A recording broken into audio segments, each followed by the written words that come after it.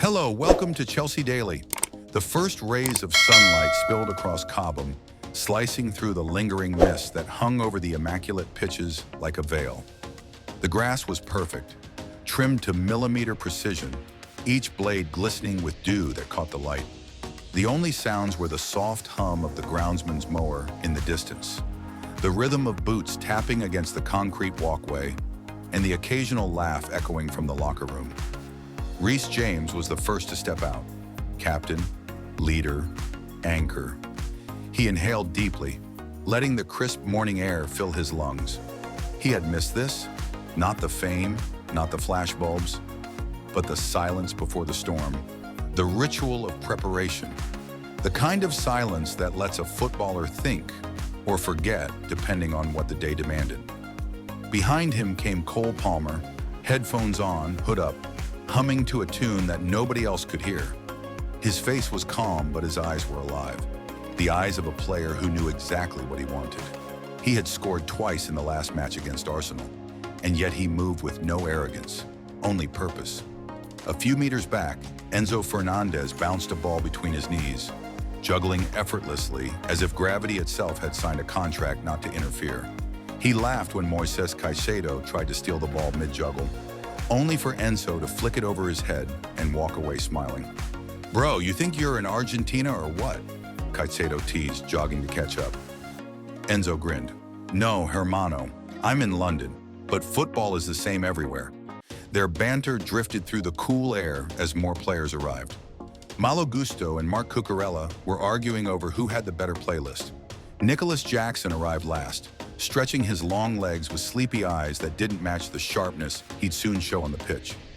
Then came the boss, Enzo Maresca, walking across the field with his notebook in hand, scanning the setup like an artist checking his canvas. He didn't shout. He didn't need to. The players saw him and naturally straightened up. That was Maresca's kind of authority, quiet but magnetic. "Good morning, boys," he said, voice steady, Italian accent curling around the words. "Today we train like champions, not because of yesterday, because of tomorrow there was no need to say more." The players clapped softly, boots thudding against the turf as they moved into their warm-up circles.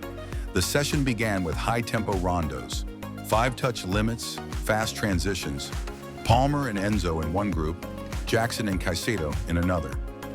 The rhythm was electric, passes zipped like bullets, touches crisp and confident. The sound of ball against boot became a language of its own. "Quicker! Think before the ball comes!" Maresca shouted, his voice cutting through the noise. He wasn't angry, he was sculpting, every word a stroke on the masterpiece he was building. As the drills intensified, Reece James watched over his teammates like a guardian. He wasn't just focused on himself. He called out instructions, corrected positioning, encouraged the younger players. That's what a captain does. Not just lead, but lift. After 30 minutes, sweat dripped down foreheads and breaths came in clouds. But the intensity didn't drop. If anything, it grew. The next phase was tactical, Maresca's specialty. He set up small-sided games, 8 versus 8, where each team had to transition from defense to attack within 10 seconds. The message was clear. Chelsea were becoming a side of purpose and precision. "Every touch means something," Maresca told Palmer as the midfielder jogged past. "You don't play for fun, you play to create." Palmer nodded, wiping sweat from his brow. "Got it, boss." On the sidelines, Thiago Silva, though not training fully due to recovery, watched with the eye of a veteran. His arms were folded, his expression serious. Every movement on the pitch told him something about chemistry, discipline, and heart. When the drill ended, he called over young defender Alfie Gilchrist. "Don't rush into tackles," Thiago said quietly. "Let the attacker show you the way." "You control the duel, not him," Gilchrist nodded, absorbing every word like gospel. By mid-morning, the mist had burned away completely. The sun was higher now, casting long shadows on the pitch. Maresca gathered everyone in a circle. "Listen," he began. "You can have talent. That's good. You can have tactics. That's important. But what makes Chelsea great is not talent, not tactics.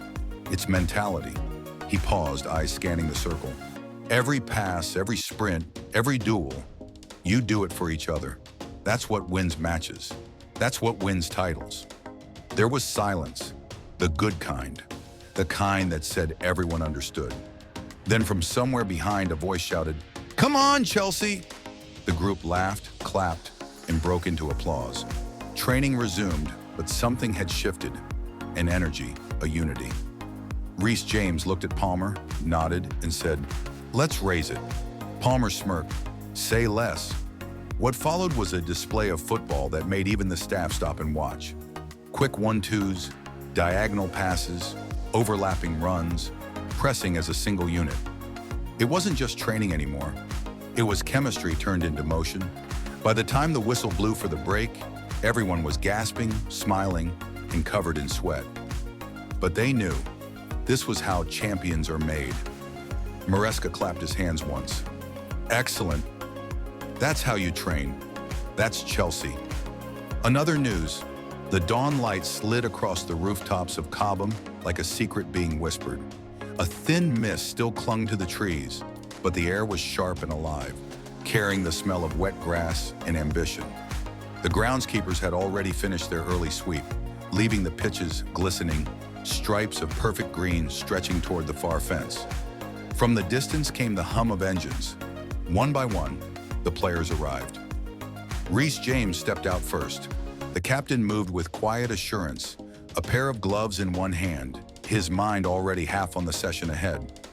He was never the loudest voice, but every look, every gesture carried weight. When Reece led, others followed. Soon after came Cole Palmer, hoodie up, headphones clamped over his ears, nodding to the beat of some tune only he could hear.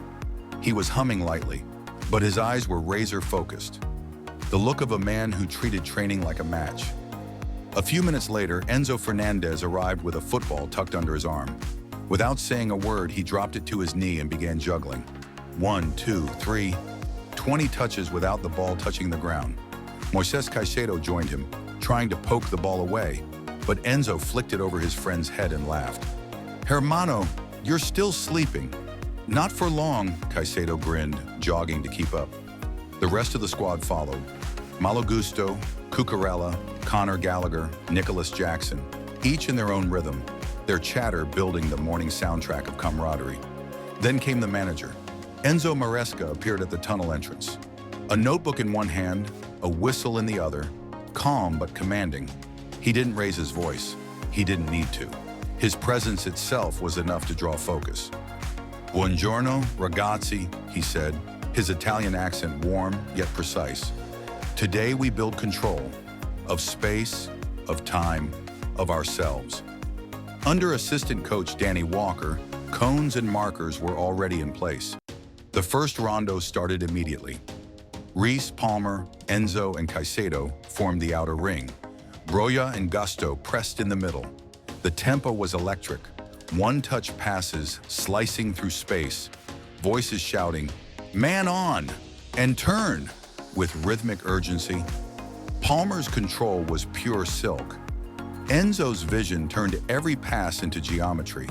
A misplaced touch drew a roar of laughter from Gusto as he spun helplessly, chasing shadows. "That's 10 seconds without a touch," Caicedo teased. "Wait till the next round," Gusto fired back. The sun was climbing now, burning through the mist. Sweat began to shine on foreheads and the hum of effort filled the air. Maresca walked between the groups, stopping occasionally to whisper a correction. "Moises, don't chase. Wait, read the angle." Each note was short, surgical. That was his genius, coaching through precision. After 20 minutes, Maresca blew the whistle. The players spread out into formation, blue bibs versus yellow. From the touchline, Maresca's assistants moved the training mannequins into shape, a miniature battlefield. The exercise was simple in design, but brutal in execution. Build from the back under pressure. Thiago Silva, still recovering from a minor knock, watched from the sideline, arms folded. His eyes followed every move. He knew this drill well. It tested the mind more than the body. Sanchez rolled the ball to Disasi, who had to beat the first press with 2 options only. Palmer dropped deep, Enzo drifted wide, Reece advanced to overlap. Maresca's whistle chirped again. He stepped onto the pitch, rearranging players like chess pieces. Greater than, if you want control, you must think 2 passes ahead. The moment you receive, the next picture must already exist in your head. He pointed to Enzo. Greater than, you are the metronome, never static. You dictate where the rhythm lives, a nod from the Argentine, a puff of breath, and the drill resumed. Faster, sharper. The competitive fire. As the intensity rose, voices sharpened. Palmer demanded quicker transitions. Caicedo barked instructions in Spanish. Reese pushed the line higher, urging his teammates to match his energy. A stray ball rolled near Maresca. He stopped it with the sole of his shoe, smiled, and lofted it back. Perfect spin, perfect weight. The players cheered. Thank you for watching.